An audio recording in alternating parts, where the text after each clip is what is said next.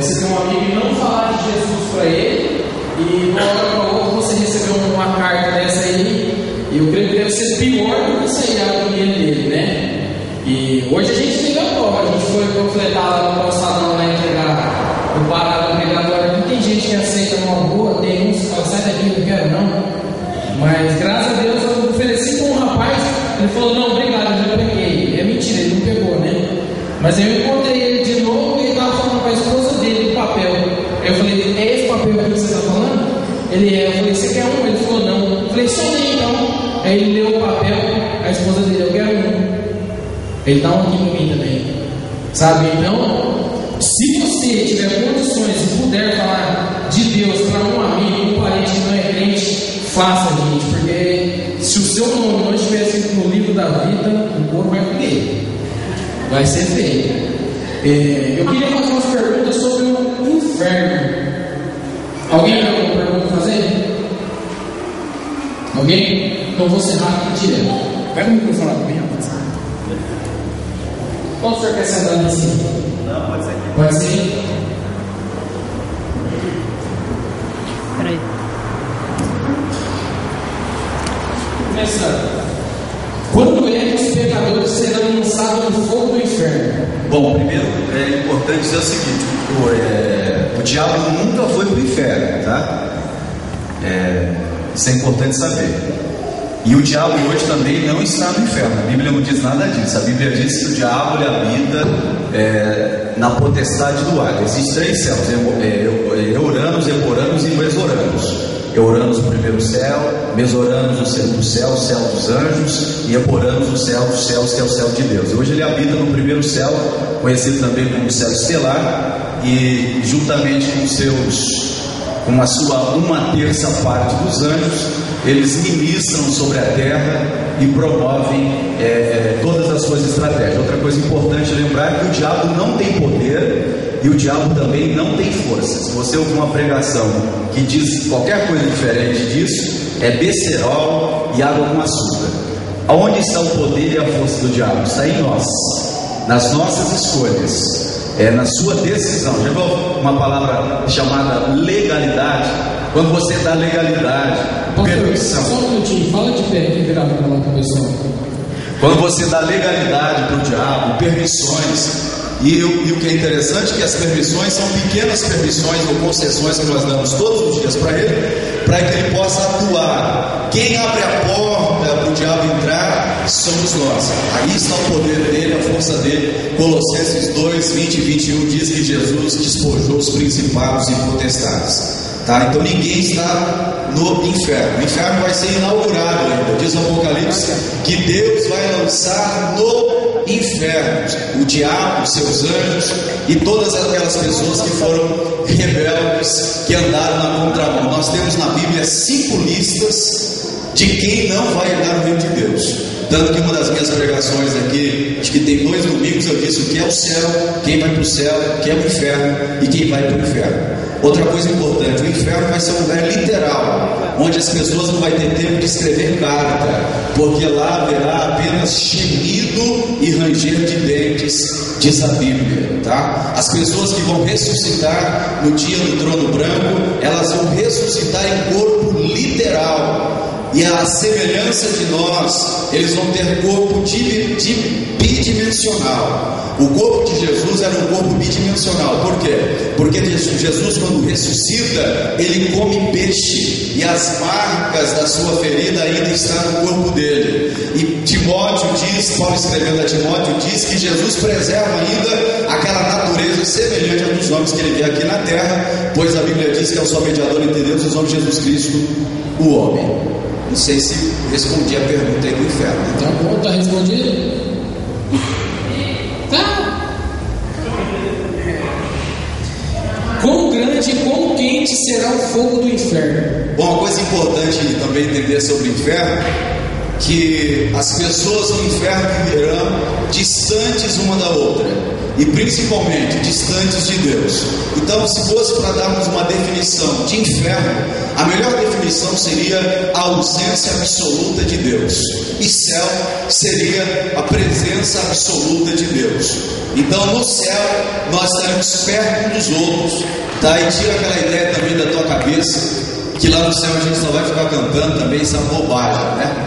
O céu é um mundo extremamente dinâmico, muito diferente, muito mais dinâmico do que aqui na Terra, né? O céu vai ser um mundo dinâmico, e por isso você vai receber uma pedrinha branca que vai falar da tua função, do seu sacerdócio real e do seu reinado que você vai exercer lá no céu, tá? Isso é importante. Então esse drama é uma realidade, e tem uma coisa importante, tá? Essa máxima, né? Alguém foi no inferno por causa de mim, ela é muito relativa, tá bom? Porque na verdade, primeiro, Deus não manda ninguém para o inferno, as pessoas se candidatam. Agora, eu posso ser um cristão omisso, e ser omisso é um pecado. O que é omissão? É deixar de fazer aquilo que eu posso fazer, e eu me torno um cristão congregacional, e penso que apenas ir à igreja, cantar e pregar, ouvir uma pregação é suficiente. Não, evangelho implica em prática.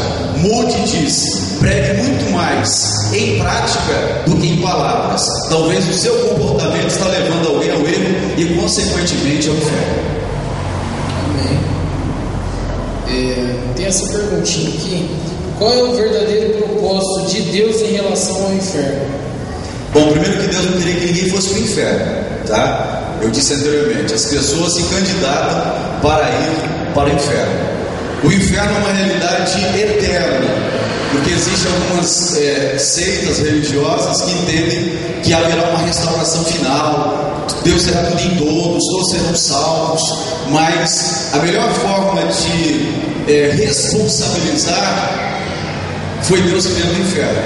Então, a forma de responsabilizar as pessoas pelas suas escolhas, Deus criou então essa realidade que nós chamamos de inferno, de ausência de Deus, de lugar de punição, onde você talvez vai pisar lá no teu filho, que você não ensinou o evangelho para ele, vai tropeçar nele. A Bíblia diz que o inferno é um lugar de trevas, lugar de escuridão, onde as pessoas não vão se ver, onde as pessoas apenas vão ouvir o gemido e o drama de uma alma sem Deus. Qual tipo de fogo? Vai ser fogo mesmo ou outro tipo?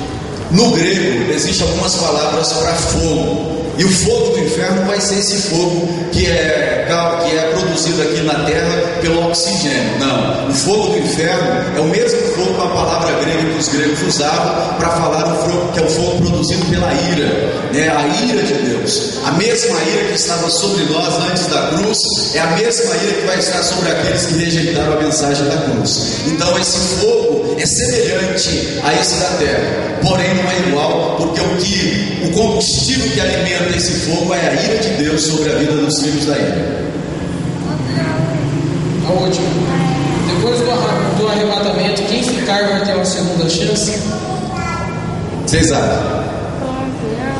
Vai ou não? Acho que vai. Bom, pessoal, na escatologia bíblica tem 300 teorias sobre os fins dos tempos, tá? Mas aqui, para não chocar a gente, né, para a gente bater bem levinho para vocês aqui, porque alguém aqui que quer aprender a Bíblia de verdade mesmo tem que fazer um seminário, tá?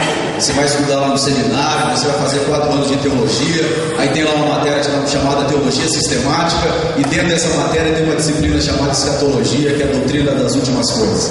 Então, se você quer aprender de verdade mesmo o que vai acontecer, você tem que estudar, e não ficar sendo, como que se diz, né, papagaio, reproduzir aquilo que você ouve. E a maioria das pessoas perde a razão da tua fé e não sabe explicar, né, o que vai acontecer. Então não seja um papagaio. Mas no arrebatamento da igreja vai existir 2 classes de pessoas. Primeiro é a classe dos redimidos, são são esses que esperam a volta de Jesus para o grande dia do arrebatamento. Eles vão ser arrebatados, aquilo que é corruptível vai se revestir de incorruptibilidade, que é mortal, de imortalidade. Nós vamos receber o corpo igualzinho de Jesus, que era um corpo bidimensional, capaz de viver no céu, no novo céu, e capaz de viver na nova terra, que vai ser literal também, tá? Aí, segunda classe de pessoas que está relacionada à nação de Israel, que é quando Deus vai fazer a separação das nações bodes e das nações ovelhas. Então existe a classe dos redimidos e a classe dos restaurados. Haverá um segundo grupo de salvação após o arrebatamento, sim, porque Israel, na sua grande massa, elas não recebem Jesus como seu Messias. Apenas nós, os gentios, e uma pequena minoria de judeus vão receber Yeshua Mashiach como o seu Messias. E haverá uma segunda classe, porque é a promessa que Deus fez a Abraão. E a promessa que Deus faz, ela não cai por terra. Por isso a Bíblia diz que passarão o céu e a terra, mas a minha palavra não há de passar. Então vai haver uma segunda chance. Uma segunda chance para Israel e as nações ovelhas que serão aliadas a Israel. Mas aqueles que ouviram o Evangelho, que desprezaram o Evangelho, eles vão estar dentro do novo programa do Anticristo, vão receber a marca, vão se sujeitar ao governo e vão ser enganados. E a maioria que vai ser enganada, sabe o que vai ser? Esse povo que procura a Deus apenas pelas mãos, por aquilo que Deus pode fazer, e não por aquilo que Deus é pelo coração. Pessoas que vivem atrás de milagres vão ser a grande massa enganada pelo anticristo, viu? Tá vendo? Depois não adianta querer mudar para Israel, não. Agora eu queria fazer uma pergunta para você, Catanosa. Antes de você ser evangélico, qual que era o seu medo de não compartilhar a fé com os outros? Por que você não falava de Deus para os outros? Antes de eu conhecer, eu fui criado em terreiro de macumba, né, velho? Sabia nada de Bíblia, de Deus, nunca fiz catecismo, não sabia absolutamente nada. E outra, eu era uma pessoa que, de uma certa maneira, eu achava que Deus era injusto, porque eu pensava assim, bom, eu moro na periferia e eu vejo a desigualdade social. E no mundo onde poucos têm muito, muitos têm poucos. Então eu era um cara meio que revoltado contra Deus. Pessoal, eu fazia parte de um grupo de dança que chamava Ruas de Fogo. E sempre antes da gente dançar nos lugares, fazia aquela roda para rezar o Pai Nosso, né? E eu participava da roda, porque eu achava que negócio de Deus, eu achava pela injustiça, pelas desigualdades que havia no mundo, pelas tragédias do mundo, eu achava que era impossível haver Deus, ou se houvesse Deus, era errado. Eu digo assim, vamos supor, você conhece a palavra, mas você tem medo de falar dela com uma pessoa que não é evangélica, você entendeu? Um humano que está passando na rua, você tem medo do quê? De apanhar, de xingar, do quê? Qual que é o maior medo da pessoa, do seu caso? Eu acho assim que se a pessoa não tem medo de falar da palavra de Deus, é porque ela não nasceu de novo de verdade. Quando Pedro ele foi questionado para parar de pregar, que as autoridades da época chegaram nele e mandaram ele parar de pregar, ele falou assim: nós não podemos deixar de falar daquilo que temos visto e temos ouvido. Então a pessoa que ela nasceu de novo, ela tem uma ousadia, ela quer compartilhar. E uma das características de uma pessoa que nasceu de novo é que ele não quer ir para o céu sozinho, ele quer compartilhar essa riqueza que ele tem. Então às vezes a pessoa, ela não quer falar que ela é crente, ela não quer falar que ela crê em Cristo, porque muitas vezes ela não nasceu de novo, muitas vezes, então ela tem vergonha das colegas. Imagina uma menina chegar nas colegas dela e falar: ai gente, vocês vão no show do Luan Santana, eu não vou porque ele é um endemoniado e eu não quero fazer. Então ela vai ser taxada como o quê? Como uma trouxa, como uma... Então vamos qualificar assim que uma das maiores razões aí seria a vergonha. A vergonha. Vocês estão de acordo? Seria a vergonha? Então põe um vídeo engraçado que a gente pegou de 8 razões para a gente não compartilhar a nossa fé com